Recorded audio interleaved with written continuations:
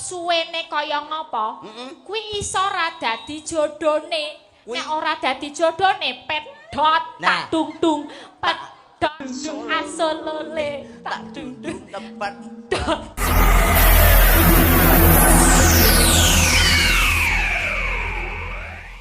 monggo Bu Kesi kinarya ngleremaken swasana klaturi nembang jineman Ler Kambang monggo Bu.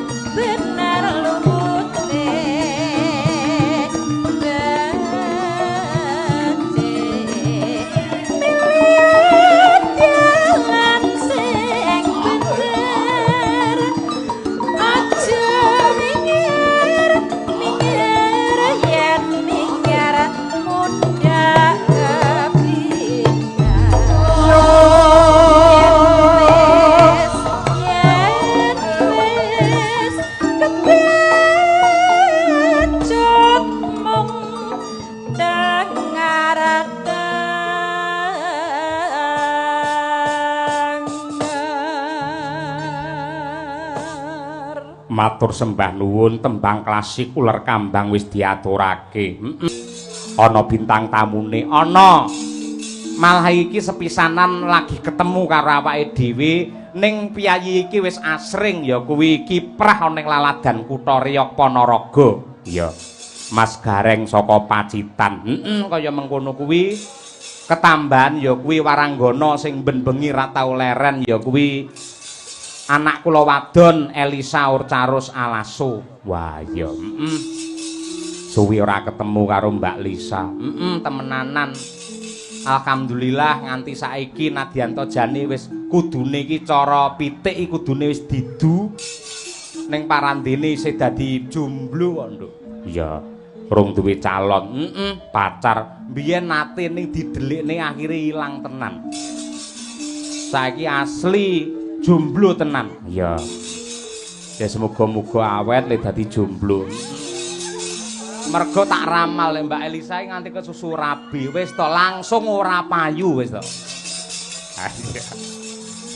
Ngono ya. Wis to jomblo. Mula sumpah Mbak Elisa sakjroning batin kowe iki janjiya, kowe prasetya. Sakjeke urip aku dadi sinden dadi bintang tamu, ora bakal kengguh karo wong lanang, ora bakal rabi karo wong lanang, kejaba milih dalange. Padalang nyuwun sewu. Padalang nyuwun sewu. Bu Kesi. Oh, istriku tersayang. Lah aku krungu aku krungu Pak Dalang. Pripun? Jenengan mirengaken mbok aja kaya ngono ngrayu Mbak Elisa. Rungokno tangise atiku. Nonton wayang ning mburi kelir. Cakep. Pak Cahyo sayang, cintaku padamu tak pernah berakhir. Waduh. Nggih, luar biasa. Nonton wayang ning mburi kelir nguyuh. Bukesi sayang entukno aku wayuh. Kepruk parut ndasmu. Sik Pak Gareng saka Pacitan luwih dhisik men jumeneng. Ya tumrakke prau. Monggo pinarak mriki Pak Gareng. Yuk.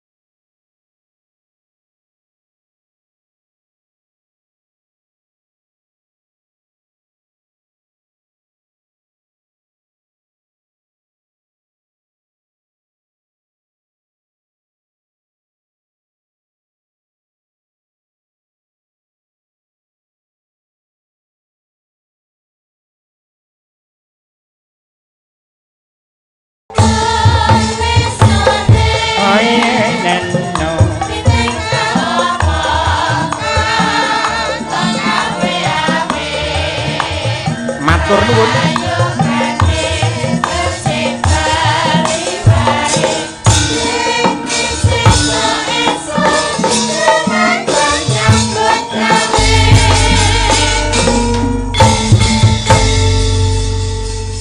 Alhamdulillahirabbil alamin.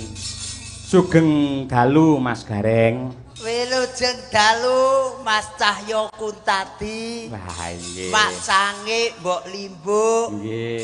Nderek Gladiajar.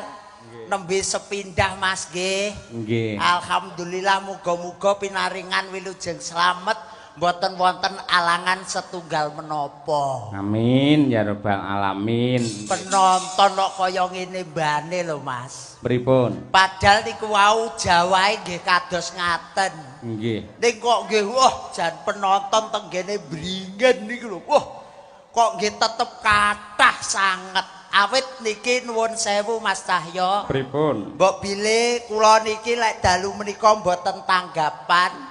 Dalu menika sanes yak ngendikane jenengan bintang tamu.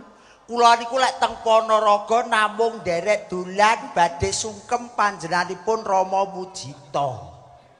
Niku Intinipun badhe sungkem. nggih badhe sowan sungkem karo badan. Sing sepisan kula badan kalih ingkang Hamengku Gati, ingkang angka kalih menika badan dulur-dulur kula sing tenggene Bringin.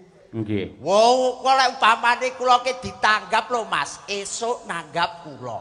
Awan nanggap kula, bengi kula lak nggih pun mboten tanggapan melih Mas ngenten iki. Lah napa? Lah nggih namung derek ketut buri jenengan nonton wayang rai kula clontengi namung ngoten Mas. Panjenengan asring tindak wonten ing Ponorogo menika tegesipun dipun tresnani kalih Piyai Ponorogo. Leres Mas Cahyo menika Kula nggih sok nonton teng YouTube. Alhamdulillah. Jenengan niku nderekke Mas Guritno, Leres. nggih nderekke Mas Ipung Purbasasongko, Mbah Leres. Yatno. Leres. Mesti nggih duete kalih Mbak Elisa. Ije. Jenengan nek teng YouTube ngadeg berdua kalih Mbak Elisa, wah luar biasa. Mbak Elisa jan kaya Batari Komoratih, jenengan kaya komodo. kula ki senes komodo Mas Cahyo. Lah napa? Kadal. Menungso kan nggih nuwun sewu Mas Cahyo. Pripun? Paribasane kula dalah panjenengan teng mriki nuwun sewu priyayi Ponorogo niku priyayi ingkang kebak ingkang mulyan, seneng budaya, seneng nanggap wayang. Nggih. Pangkat masyarakat paribasane dadi wisatane, nanggap wayang tontonan dadi camilane. Niku lho. Kowe minded kalih wayang nggih. Nggih, kula Pak Mujito nuwun sewu ora nduduhne pangkate. Mboten nduduhne derajate, mboten nduduhne donya panduwene, ning Pak Mujito niku sami kalih kula, Mas. Lho. Samine nggih napa jenengan iso madak-madake Pak Mujito? Pak Mujito ki najan seorang perwira, nuwun sewu lho, biasane niku lho pun gadah embel-embel niku dugi pundi-pundi niku mawi napa niku sing teng mriki mbil-mbilan niku dibeto mantuk. Oh nggih. Beto kondur teng desa. Ning lek Pak Mujito mboten. Kaya aku, Mas. Teko dok ki najan kula nggih gareng kadang kala dagel. Aku budal ki ya gur celono nandhek, nganggo srandal jepit, klambi kula elek ngoten. Mlebu bleng Pak Mujito ngapa? Monggo Mas, wajane teng wingking didilati.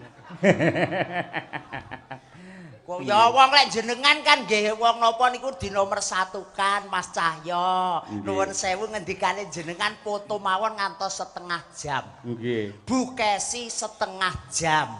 Menika adik kula sing saking Pulung setengah jam. Sedaya Widyawati setengah jam padha foto. Jenengan nggih foto? Sak jam foto, Mas. Setengah jam lah kula malah sak jam. Ing bar ngoten plengos ngoten langsung dihapus. Lho, lah sebabnya lah kebanggaan to iso foto kalih gareng. Walah wong memorine wis bak lho Mas, ngerti rai putih iki memorine langsung full, Mas. Wau niku pas kula badhe foto mlebet mriko, enten bayi sik cilik ngoten niku nangis wer-wer bareng kula jak foto alhamdulillah langsung meneng Mas Gareng. Wah, sami kali kula Mas wau. Jenengan nggih kalih bayi. Lho. Wah, napa meneh bayi foto jepret mari nangis. Nggih. Terus napa niku lare putri-putri cantik, teng kula seneng. Bareng to wong meteng, Mas. Foto jebret ngoten plengos ngono, amit-amit jabang bayi. Wong kok ya kula njenengake nggih ampun sia-sia.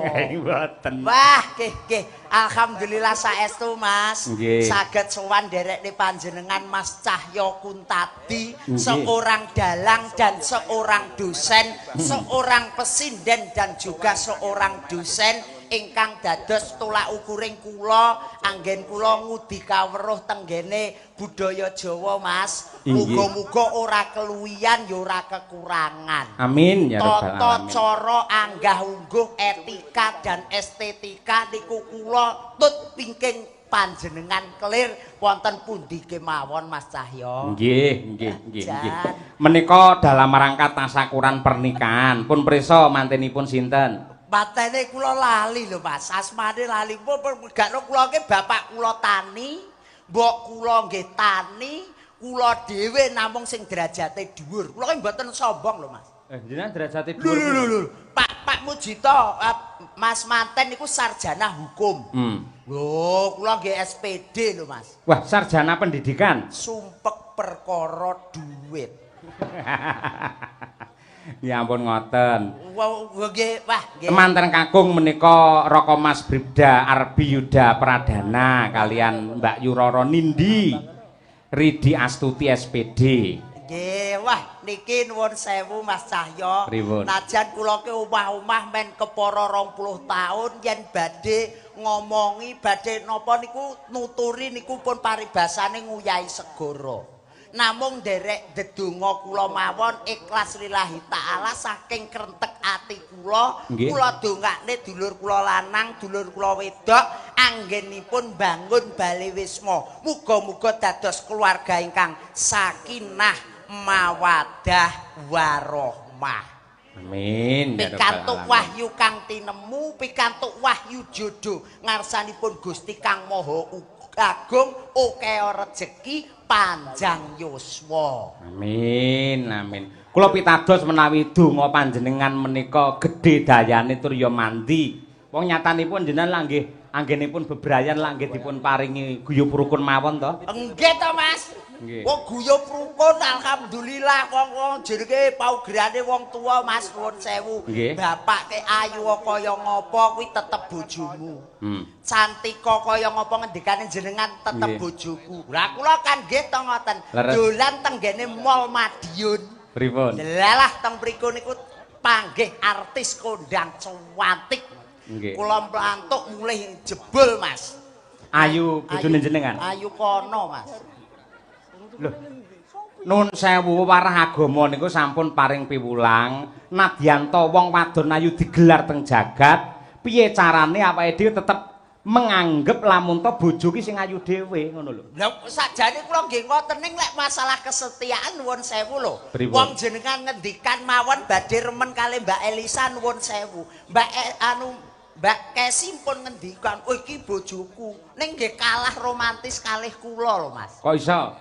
Kula nuwun sewu, bojoku ki ning dinggon tak gandeng, Mas. Jan ketok rukun temenanan. Ketok mesra. Ponorogo tak gandeng. Jak pundi melih? Tak teng Medion kula gandeng. Nggih. Tenggene Surabaya kula gandeng. Mlebu tenggene mall sebelah niku kula gandeng. Mesra banget nggih. Mergo lek mboten kula gandeng nggih njupuki napa-napa.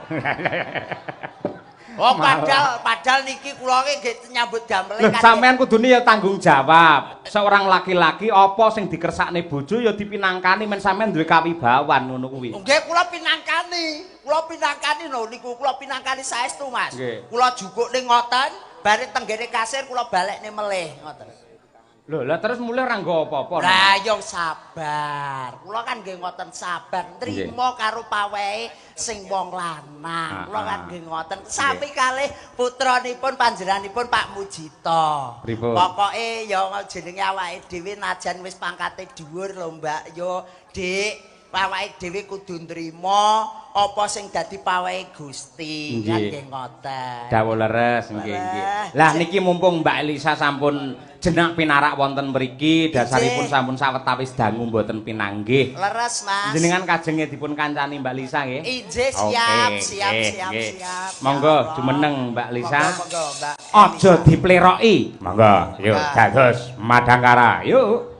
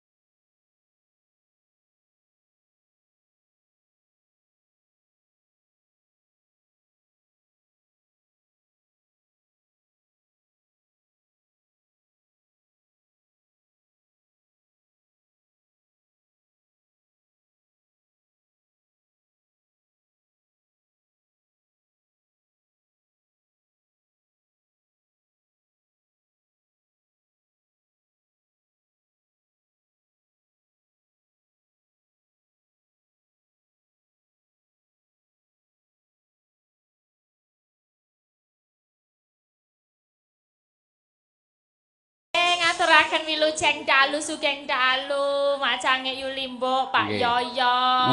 Nggih. Ingkang kula hormati kula tresnani. Pripun? Kula hormati kula tresnani. Sampean muni tresnani jare iku iso teles dhewe lho Mbak ngono iki. Kok teles napa to? Ya kaya grogi ngoten lho roh sampeyan. Terus jenengane saya tambah yuswane kok ngibarate kaya emas ni malah kaya sinangkling kaya digosok satemah mencorong mawa cahya kuntadi ngono lho.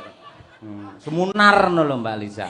Kok gitu? Oh iya. Maksudnya tresno itu kan sebagai sosok seniman yang dalang sing tak puja-puja ngono lho, tak idolakan ngono. Ora tresno sing kaya ngono gitu loh. Jadi emang mungkin sinarnya itu mung mergo bar pedot. Aku ki lho rungokno El. Wah, iki bukesi ya sumunar mawa cahya lho ya niki. Aku ki lho ning omah dadi bojone meh 15 tahun. Ora tau lho dilem-lem kaya awakmu, El. Aduh, piye iki? Piye, Masa to, Bu? Masa gak pernah dilem to, Bu? Gak, malah ngelem awakmu iku lho, El. Jane ya Bu Pak Kesi. ampun ngaten lho, Pak. Nun sewu itu pendapat yang salah. Bu Kesi nang dalem ya tak lem, ning panjenengane sok ora krasa. Malah nun sewu rekai lak mbiyen bar umroh to. Dadi sithik akeh ngerti basa Arab. Lah, jebul wong Arab kuwi, wong lanang ngelem karo bojone sing putih kemerah-merahan ki ling undang piye? Ya Humairah. Ya, Humairah. Putih kemerah-merahan kuwi ya Humairah. Bu Kesi ya tak undang ya Humairah. Ora mungkin peh ireng tak undang Hajar Aswad ora mungkin. Nah, iki kan berarti menunjukkan rasa tresnane. Rasa tresno kuwi mau digambarne kena sangka apa wae. Nah, selagine audio awake dhewe Nggih. yen belen bengi iki ya kaya ngene iki kepenak. nah kandhane. Iki jenenge enek kanca-kanca YouTube, Mas. Piye? Yen belen manggone kepenak nek kono ditata ya becik manggone. Menika sindenipun Madangkara mawi biru mawi pethak tata nggih penak carane. Penak Nggih. sawang. Di sawang nggih penak. Mula Pak Cahya Kudati niku yen ngendikane kalih bojo mesti kepenak supaya rumah tanggane sakinah mawaddah warahmah. Lah iki pertanyaane siji. Apa, Mas? Kowe kapan? Iki lho, aja takon bab kuwi. Sing jenenge tresna karo jodoh kuwi kudu dibedakake. Wong nek umur sakmene, nek diomongi ora payu-payu, engko selak tuwek, engko selak dadi perawan tuwa. Aja, iki berarti wong lagi golek jati dirine. Urung ketemu jodone. Kudu dibedakake antarane jodoh karo tresna. Upamane jodoh. Nek wong saka tresna dhisik ya. Tresno. Ya, nek wong tresna kuwi arep suwene kaya ngapa? Kuwi iso ora dadi jodone.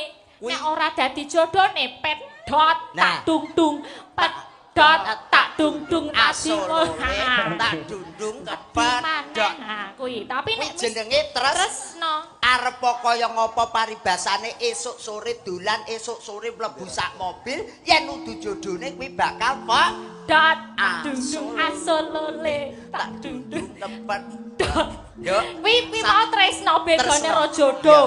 jodoh Jodoh arep diawali maune ora tresna mung dijodohke karo wong tuwa utawa misale ketemu langsung sret ning ati. Wah, kaya-kaya iki ana sinar sing bakal dadi jodohku.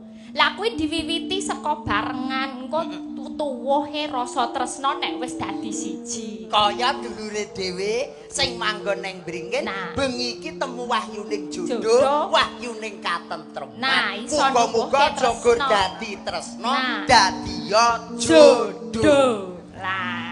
Ora nggih tak tungtung. Ora. Sing tak kan sing mau. Ora tak tungtung khusus seniman. Oh, wong mriko kuwi lek tak tungtung kula der. Mak jedor. Ning nadyan kaya ngapa Mbak Nun sewu jenengan mbok ngendika apa wae kata-kata mutiara sebagus apapun ning nyatane praktekke jenengan kan nun sewu angel mendapatkan jodoh yang sesuai dengan idaman hati. Mergo napa jenengan ora ngerti makna dari mencintai atau makna dari cinta itu sendiri. Oh, tolong dijelaskan. Ah, Iso gelar lah iso iki lho, lah iki lho. Awake Dhewe iso maca rene lho. Ramung gleleng lho, kudu iso gelar iki. Iya. Coba tresna kaya ngapa? Dirungokne ya. Dienjepi ro bukesi ra kira-kira. Dirungokne ya. Nah, Tak tuntung asolole. Wong iso Cinta. gelar kudu iso gulung. Reng, rungono. Nggih, nggih, Cinta cinta. adalah anugerah suci dari ilahi yang mempunyai kekuatan luar biasa untuk menuju ketenangan, kenyamanan, kesenangan dan juga keselamatan dunia sampai akhir. Itulah cinta sejati. Luar biasa. keplok. Luar Iki nek keplok biasa. berarti benar. Ya, biar- Ora dobol. Ora dobos, berarti kita iki bener tenan iki. Lah iya. Kok ya. Apik ya nek iki tenan. Cinta. Lah terus yang nomor loro kuwi mau apa? Cinta terus Napa? jenengan mau ngendikan Mencintai toh. mencintai. Mencintai itu artinya adalah ketika kita tidak menyakiti dan siap dengan ikhlas menerima rasa sakit yang diberikan oleh orang yang kita cintai, itulah makna dari mencintai. Apik iki. Oh, aku ya duwe. Apa? Aku ya duwe jenengan mau kan jodoh karo tresno. Aku nomor 1 kuwi jenenge bojo. Oh. B O J O. B. Berangkat dari suka duka sekarang menjadi cinta yang bermesraan. Apik. O. Orang tua sudahlah merestui Kalimantan tresno, Ponorogo ya tresno. J.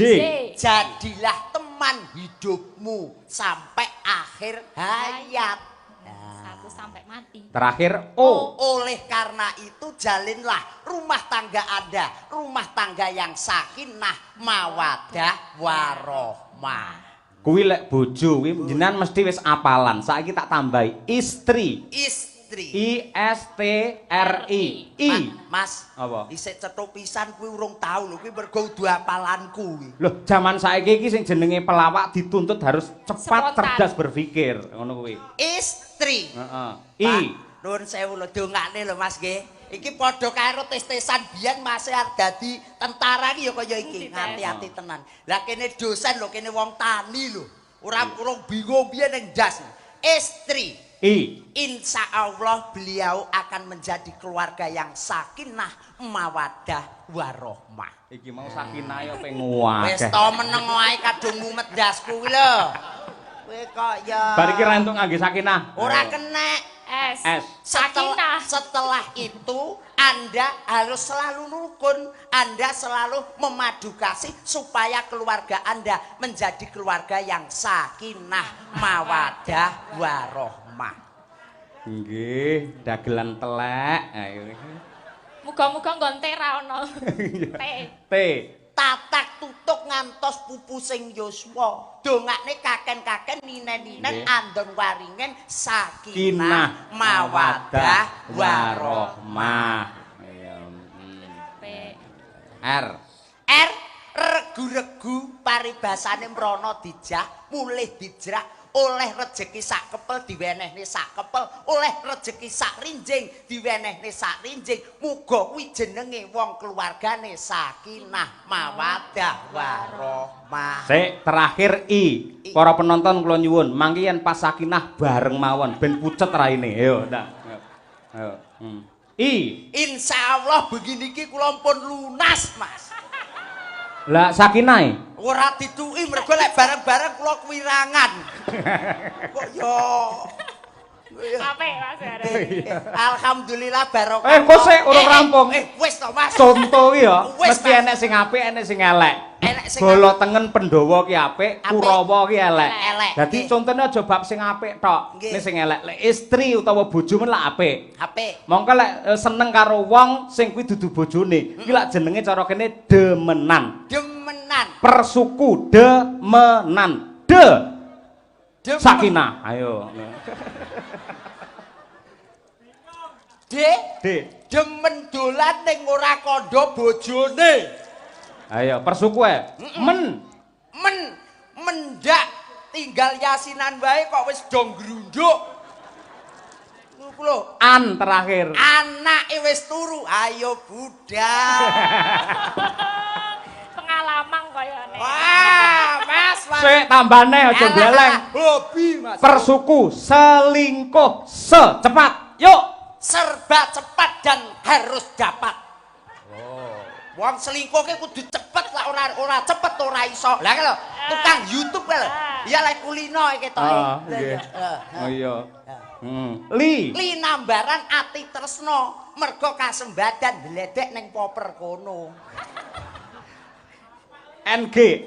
Ang ngendikane Prawinase sing penting ora konangan, ora dosa. Kowe alah. Terakhir koh. Koh ya koh piye iki? Koh lek konangan lho Mas, ngati-ati. Kok koh konangan piye? Lah ya koh ki angel lho Mas, lek koh ki. Wae kudu iso. Lek ra iso tarik kembali. Ayo. Koh Koh. niku tegese ora kena angkuh karo bojone. Kulino bola ben aja ngerti awake dhewe ning hubungane. Ngono lho. Kulino iki asli. Lah aku ora kulino piye to. Wong kene hobi. Iya. Hobi padane. Oh, biyen ndung banteng sik buka sapa sing nyang pisanan. Kowe. Wah, jenengan. Weh, lambe. Dapurmu sing kowe sembayari aku ngono lho. Alah kula nggih jelas diluthok ya. Ngapunten Mas Cahyo nggih. Mboten napa-napa. Gudange ilmu, gudange budaya nggih Mbak Elisa, ugi gudange agama. Sing teng mriki menika pondok pesantren pun kondang. Darul Fikri. Leres, pondok Gontor, wonten mriko Arisalah, wonten Maya, wonten Almawadah. Nuwun sewu jenengan nggih lulusan pondok Mbak. Aku Kristen nih. Wah, langsung kobong wis. Mbok lulu nggih ngono apa piye kok malah ngobongne mesake lek gawe setelan lho. Aku ra mudeng tenan kok piye. Aku kene ku golek sepelan ning ku BI kadek nginane karo Mas Yoyo. Kuwi banyolane entek-entekane pondok bersalin kae lho. Malah muni aku Kristen. Wah, wis ngomong pondok bersalin ndak aku kok ngomong nang pondok kuwi ra ngaji iki bakul cilok kae lho. Ngono lho kok ya. Lah ya ora ngejak anu kok del sepel-sepelan kok. Nggih. Sik Mbak Lisa, nuwun sewu jenengan kan sudah milih-milih lelaki balik kuwi mau. Monggo yo sing nate gandeng karo piye carane ben gak ngomongin ini malah aku ben perhatian karo sampean ben ketok. Ini lho Bu Kesi lho gak tahu malah Pak Yoyo tuh tahu duluan lho kalau aku pedot. Hah? 10 tahunku kan. Lah sampean yo omong karo aku terus mau ngomongi mari kaget. Lah le miwiti jenengan nok lewe karo aku Mbak. Langsung tiba-tiba ngerti perasaan. Lah aku kan guru muni ngene, minal aidin wal faizin mohon maaf lahir dan batin. Aku kan ngono, nyapa lek nyauri sampean kok alhamdulillah aku wis pedhot, Pak. Nyapa ngono. Tak tili, bentar. Enggak. Loh, ngono tenan kok emunine kaya. Mas, apa? Lanjutkan. Kuwi jabatanmu apa lanjutkan lho. Loh, Pak niku nggih ngoten nek ketoke seneng greget saute kepenak ya monggo. Oh, iki jenenge chemistry ya. Lah iya lah. Lah lek kono kan istri. Lah lek iki kan chemistry. Aja wedi karo Bu Kesi Mbak Lisa lek pancen diakoni ya ora apa-apa ngono kuwi. Enggak, tadi Bu Kesi lo udah WA sama aku. Sing semangat ya El, yang penting tuh berkarir dulu aja enggak apa-apa. Tapi golek muga-muga entuk jodohmu ning aja Pak Yoyo gitu.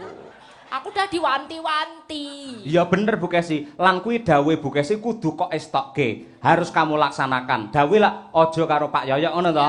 Ning milih kicah ya kuntadi. Nah. Allahumma.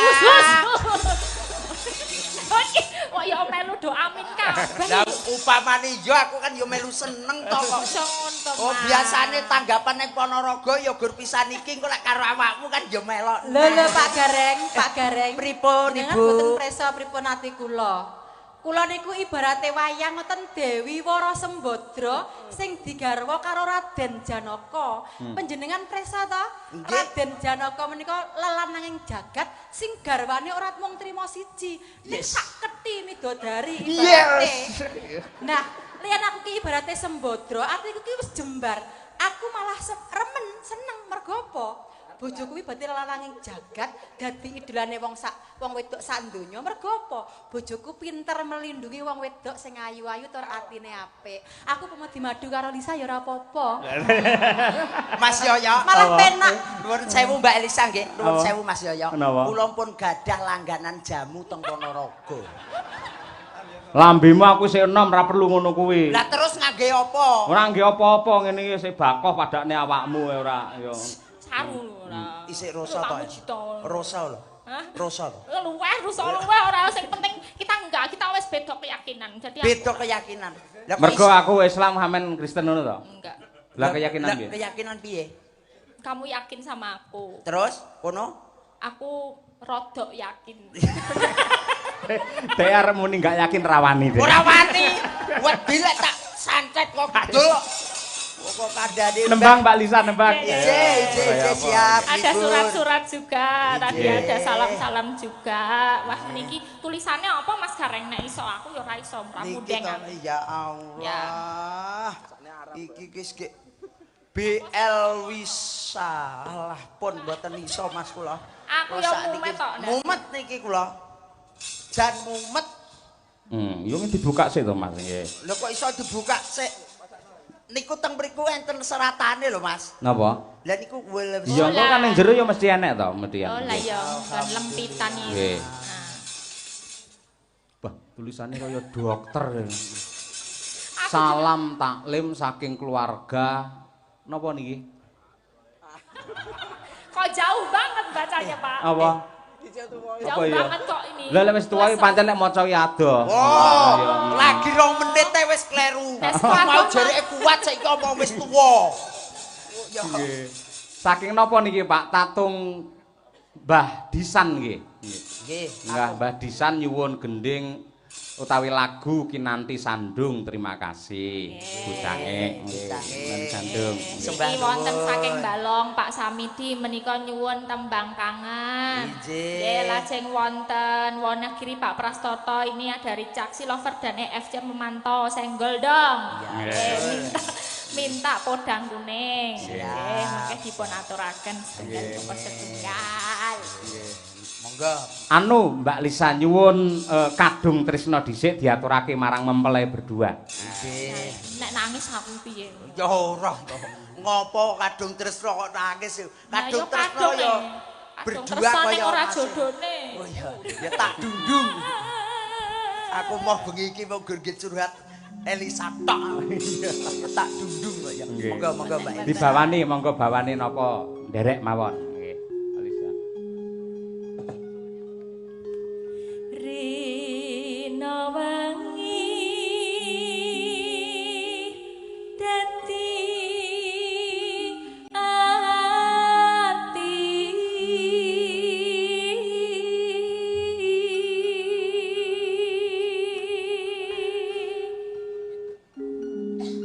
tanpa dahar tanpa nendra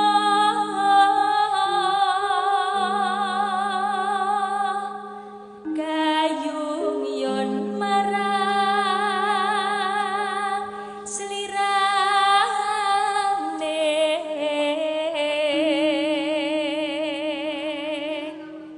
tansahku mawanging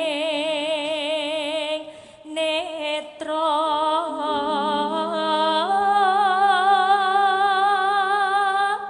jero ati kadung tresna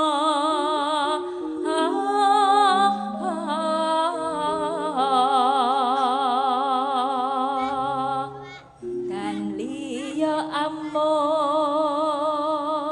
sliramu satemah loro asmara.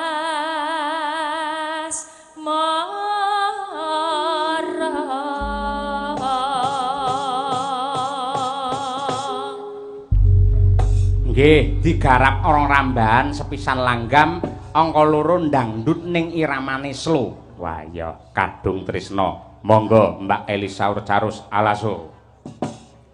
Lamat wis katon tejane yen mbok berangkat mancara aduh wiragane sinawang tan ambosane yen kesengut timbuh katut nyata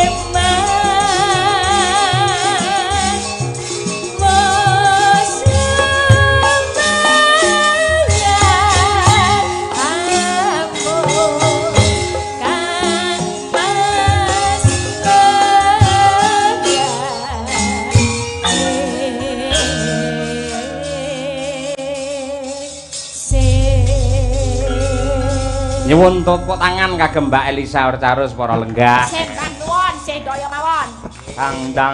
Dang cet. Ay ay ay.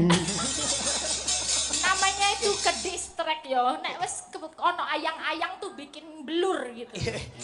Ombo padakne kacamata apa piye kaya gending. Yang ada ayang-ayang itu kan pikiran aku kan. Kayak gitu loh. Ya engko ayang-ayang kok ya. Suwun Mbak Elisa. Matur suwun Mas Gareng. Nggih.